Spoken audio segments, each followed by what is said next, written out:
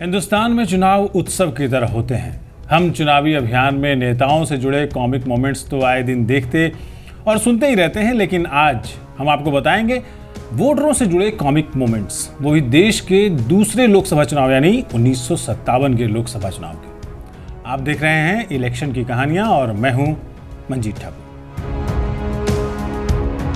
देश में 1957 में हुए दूसरे लोकसभा चुनाव के किस्से बेहद इंटरेस्टिंग हैं। इनमें से कई घटनाएं ऐसी हैं जिन्हें सुनकर आप भी अपनी हंसी नहीं रोक पाएंगे।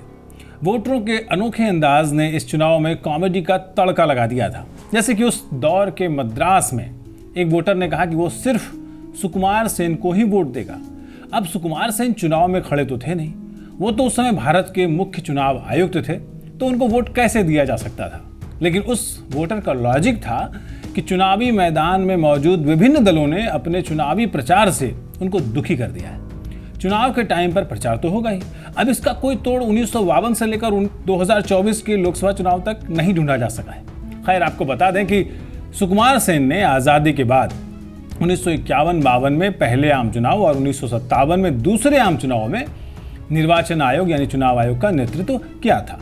उस समय इस तरह की कई घटनाएं सामने आई थी जिन्हें आज भी याद किया जाता है। दूसरे आम चुनाव से जुड़ी एक आधिकारिक रिपोर्ट के मुताबिक मतदान के दिनों में कुछ असामान्य घटनाएं हुई जिन्होंने आमतौर पर नीरस और गंभीर कार्यवाही में हंसी के ठहाकों का तड़का लगा दिया था।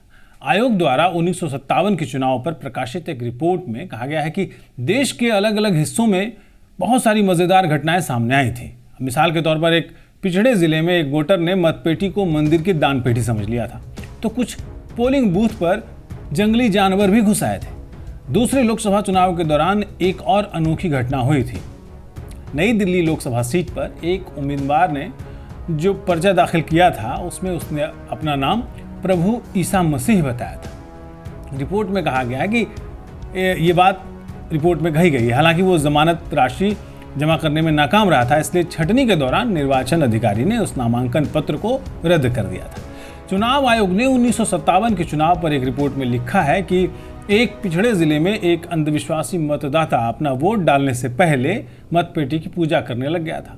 इसके अलावा मतगणना प्रक्रिया के दौरान खुली गई मतपेटियों में मतपत्रों के अलावा बहुत सारी तमाम तरह की चीज़ें पाई गई थी। इनमें से कुछ चिटों में खास उम्मीदवार की सफलता की कामनाएं लिखी हुई थी, तो कुछ चिटों में उम्मीदवारों को गालियां भी दी गई थी। कुछ लोगों ने हीरो हीरोइनों की तस्वीरें डाल दी।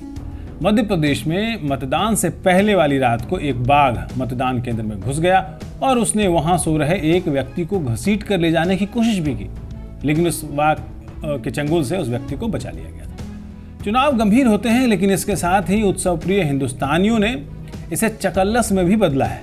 तो ऐसे ही चुनावी चकल्लस लेकर फिर हाजिर होंगे। तब तक के लिए दीजिए विदा। मंजीत ठाकुर को और हमारी पूरी टीम को नमस्कार।